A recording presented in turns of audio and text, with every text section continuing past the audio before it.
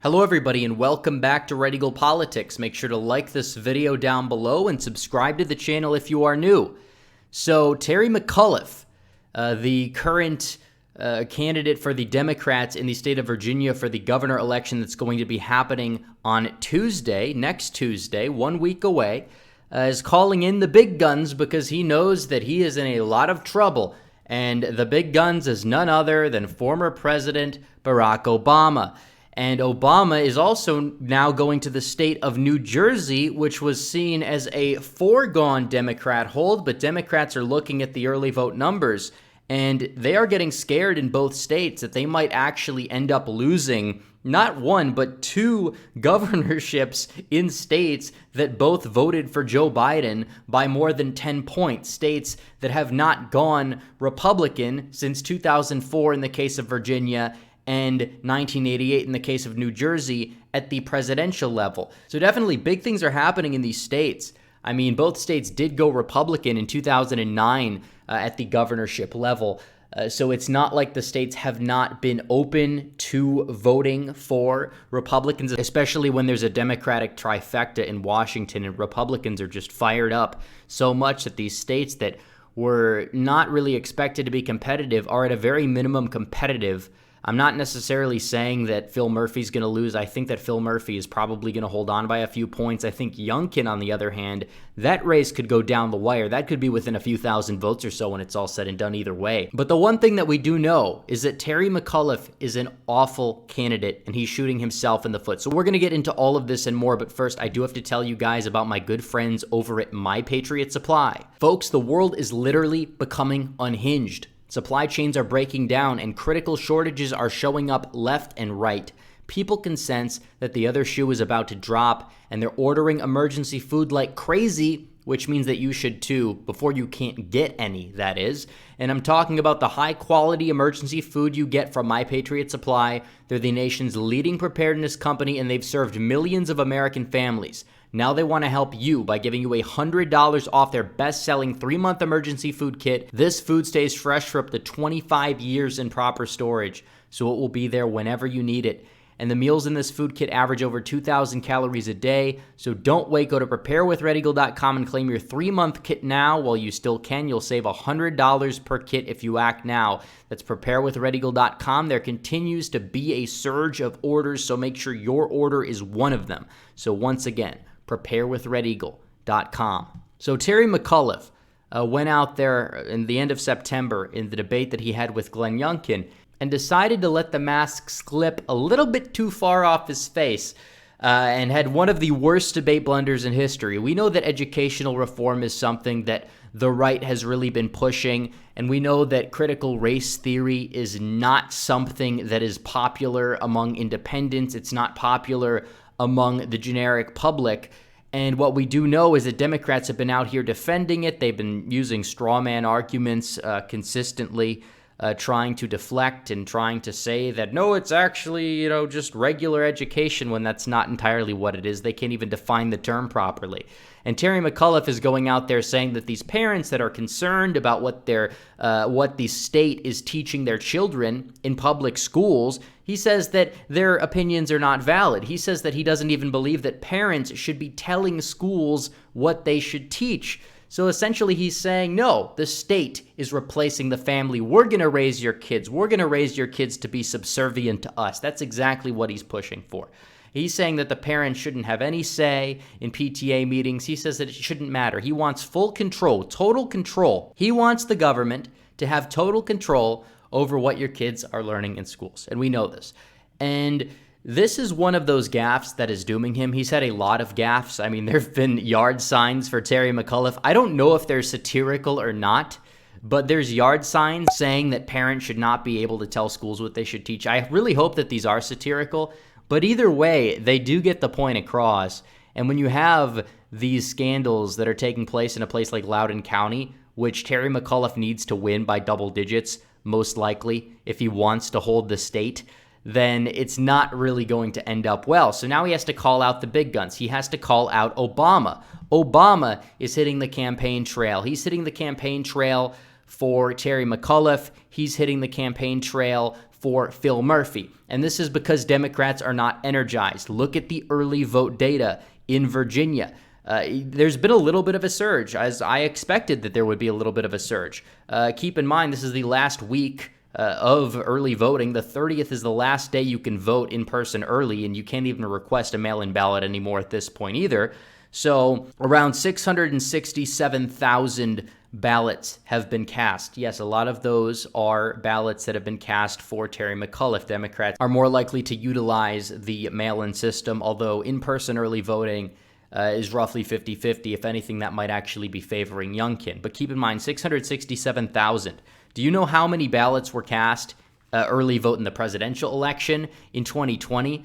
It was roughly 2.8 million. And there was a final total of 4.5 million votes that were cast in the election. Almost 2 million of those came on Election Day, which overwhelmingly broke in favor of Donald Trump. If Republicans can turn out 1 million voters on Election Day, it's pretty much over for Terry McAuliffe at that point. Because Democrats typically have been making use of the mail-in system. Republicans typically vote in person. And keep in mind, that's still 2 million votes below the final total in the 2017 election. So if we're going to see turnout that rivals 2017, you're going to see a massive surge. Even if Democrats do end up getting 1 million votes total, early votes cast, let's say that they amp it up a little bit, and that's how far they go. And that turnout is just baseline or even a little bit lower than 2017, that might not be enough. And they know that black voters in particular, not enthused, especially with the mandates, and they're sending out Obama like that's going to make a difference. Did Obama make a difference for Beto? Did he make a difference for meth head Gillum in Florida? Did he make a difference for Big Stacey down in Georgia in 2018? Of course not. And don't even get me started on Hillary Clinton campaigning in the Midwest with Obama, Michigan, Pennsylvania, the final stretch. He didn't make a difference. He really didn't. I don't think having Obama campaigning for you helps you at this point. If anything, I think it might hurt you. I mean, he wasn't that active in 2020. I don't know. Maybe Obama's the bad luck charm for Democrats. Maybe they need to keep him away if they want to win. I don't know, but you see this here. And let's look at New Jersey. We haven't actually analyzed the New Jersey early vote yet on this channel. I'm going to do a video on each state leading up to the election before I do my final prediction. But what we see here is that there's just around 400,000 early votes cast in New Jersey. Keep in mind that in 2020, that total was 4 million. It was 4 million. And you also have to understand that the final tally in New Jersey was like 4.5 million total votes. It was very similar to Virginia. In 2017, the end total was, again, roughly in line. It was roughly, I think, 2 million votes were cast total in the governorship, give or take a couple 100,000. But either way, if Republicans turn out big on Election Day in New Jersey, then it's possible that Republicans might actually win the state. It's possible. Not saying that it's guaranteed. I think it's probably around a 30% chance they have at the moment of flipping New Jersey. I think Virginia is like 50-50 at this point still. But go vote either way. But I will say that I did want to analyze what Obama's attack lines were, because they were just insane. This is what he thinks is going to win Democrats a state when they're just in such a big deficit. They're in such a big deficit right now in terms of where they need to be in the early vote. So they call out Obama. Then he goes out there in the state of Virginia and says this. Take a listen. You can't run ads telling me you're a regular old hoops-playing, dishwashing, fleece-wearing guy, but quietly cultivate support from those who seek to tear down our democracy. So already you can see here that Obama knows that Youngkin is a solid candidate. They know that he is likable. And then he tries to hit him with guilt by association. He's saying, you're associating with people that want to tear down our democracy. This fairly like robotic notion that, oh, how dare he go on some radio show 3 years ago of a run-of-the-mill conservative who's now calling him a rhino. That's essentially what they've been trying to do. They said, oh, he went on Gorka's show, which Gorka's not even that right-wing. He's really not. Like, I'm definitely to the right of Gorka. So he's just blatantly lying. And note the fact that he's putting on this accent. He's trying to appeal to black voters by putting on this ridiculous twang in his accent. It's so fake. It's disgusting. It's patronizing. And it needs to stop. This guy, he needs to retire. He needs to go away from politics because he's really just a distraction at this point.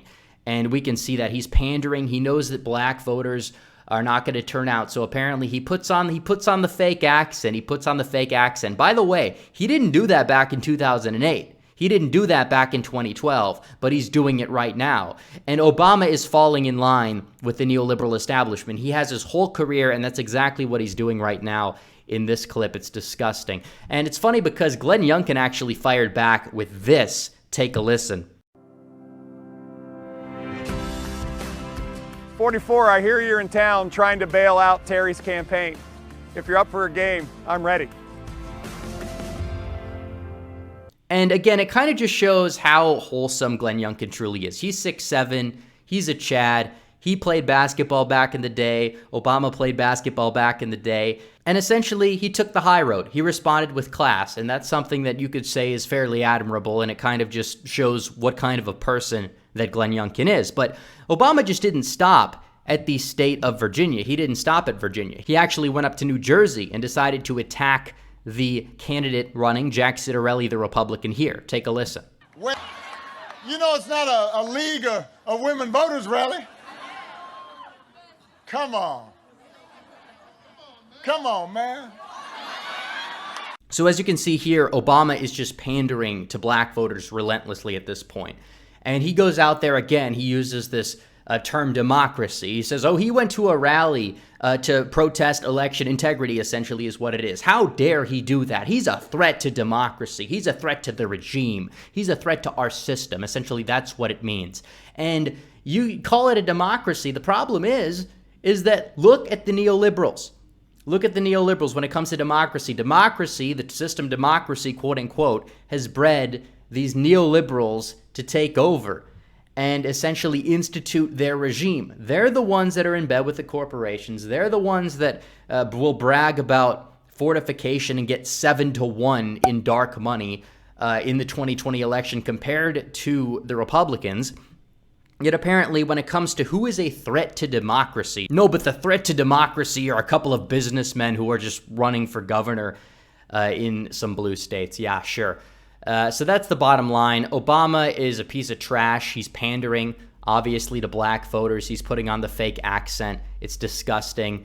A lot of people who used to respect Obama are losing respect for him as he does this, and it's not going to help the Democrats out in 2021.